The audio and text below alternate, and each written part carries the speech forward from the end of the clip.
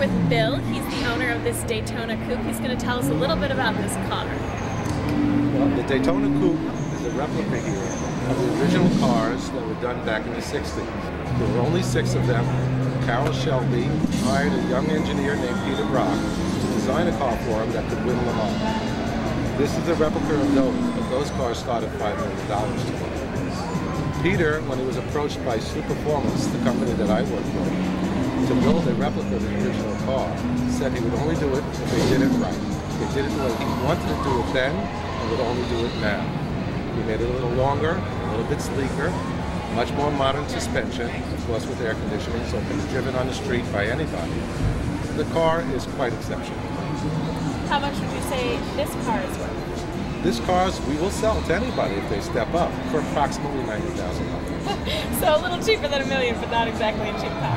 That is correct. But the performance is much more than what $90,000 normally would buy. This car will do about 210 miles an hour. So you could race this on the track or drive it on the street? Absolutely, but I don't recommend 210 on the street. Yeah, probably not, unless you have a long, empty street. And nobody's watching.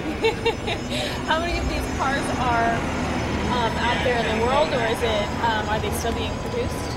Yes, this car is out on the marketplace now about a year and a half. The factory has sold approximately 100 so far, but we have many orders for them. We're trying to keep up with them. Do they plan on putting a cap on it, or is it just as many as people are interested in buying? I'm not sure about the factory's decision in that regard, but I got a funny feeling that if people want it, they'll keep making it. So do you have a large collection yourself, personally? I have quite a few toys, yes. I like to race an original GT40, which I have back home. Nice. Is this one of your babies, or do you have another one that you think is your favorite? Well, the original GT40 has to be my #1 car, but for the street, this is the car that I like to drive. Well, it's a beautiful car. Thanks so much. Thank you very much.